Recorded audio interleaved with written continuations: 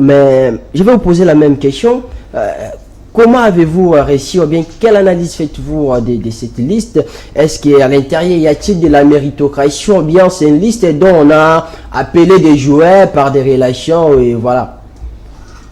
Bon, la liste là, je peux dire qu'on a eu un temps de critiquer cette liste, déjà dans notre forum des entraîneurs.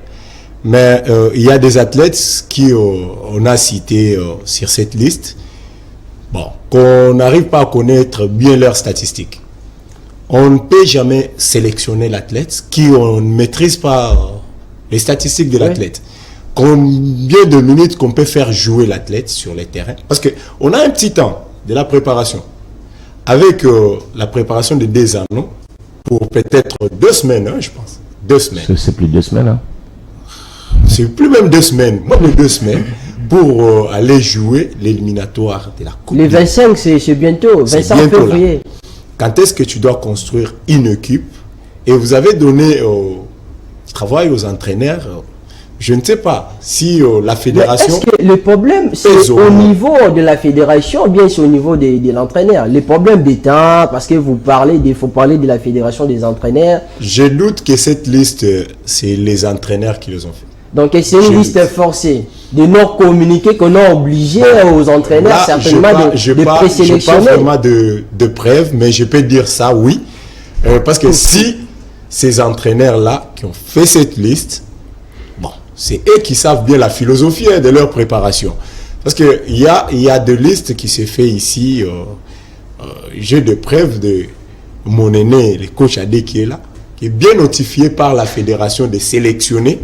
Mais il y a eu trouvé des noms sur la liste qui, comme je ne sais pas si tous les noms que tu avais trouvés sur la liste de ton équipe nationale là étaient des athlètes que toi-même tu avais appelés.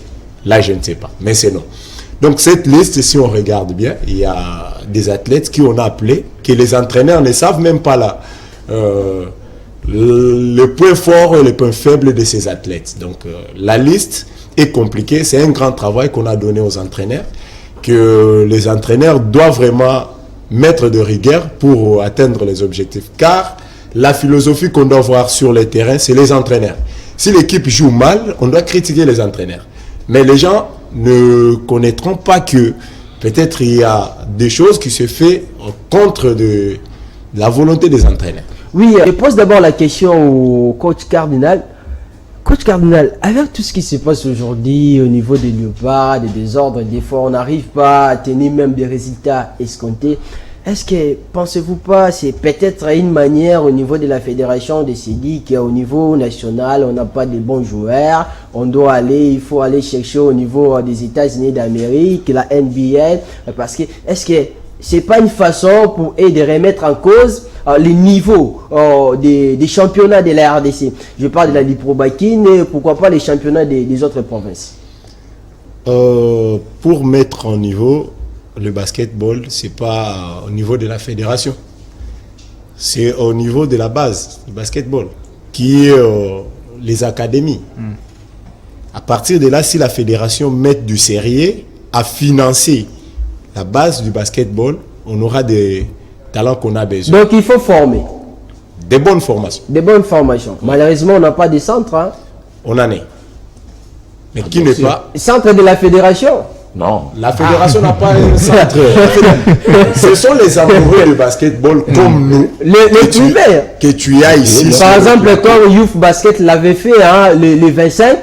Oui, voilà. Non, ça, c'était pas un centre. Ouais. Non, c'était pas un centre, mais c'était parce que c'était des jeunes. On a pu découvrir certaines qualités qu'on ne savait pas. Voilà. Ce sont des choses que la fédération devrait commencer à faire en tout moment. Pour les centres, on a même des centres que la fédération même, bon, permets-moi le terme de dire, combattre même ces centres-là, l'existence. Mais je te dis vrai, laisse-moi te dire. Si on vient aujourd'hui avec nos centres pour nous faire des documents, de protéger ces enfants-là au niveau de la fédération, et la fédération nous demande de l'argent. Étonnant. Or, nous sommes en train de faire un travail que la fédération devrait financer. Bien sûr. Ce travail-là, c'est la fédération qui devrait le financer. Est-ce que la fédération est-elle vraiment financée par le ministère des Sports? Oui. Oui. Je l'affirme, oui.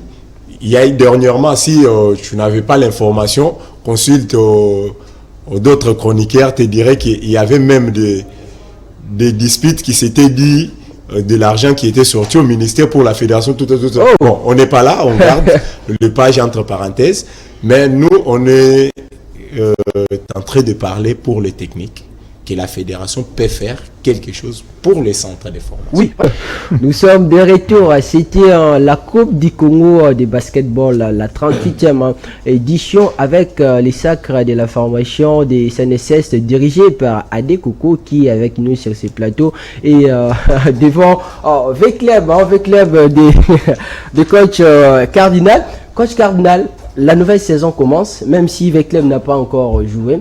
Mais vous avez, l'année passée, par exemple, la Coupe du Congo, vous avez perdu. La Lipo-Bakine, vous jouez ça cette année avec quel objectif? Les objectifs de l'équipe ne sont pas publiés à la télé avant la décision finale de l'équipe.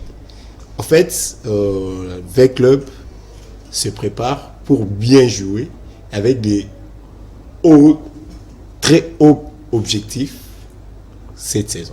Vous avez quand même perdu une athlète comme Grace Irebou qui est sortie révélation de la Coupe du Congo. Est-ce que Irebou est parti? Vous avez quand même pu arriver à remplacer Grace par une autre joueuse.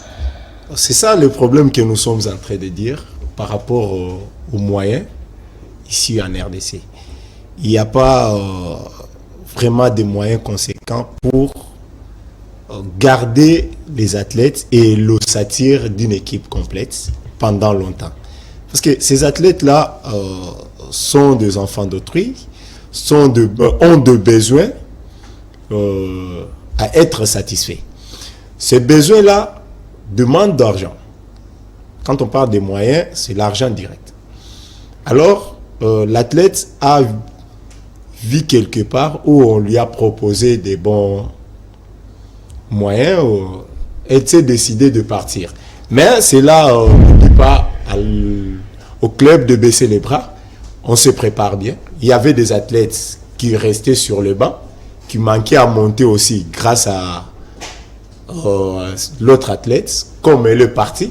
Donc les autres auront aussi l'envie là de jouer. Notre travail, les entraîneurs, c'est pour préparer l'équipe par rapport à nos points forts et des points faibles.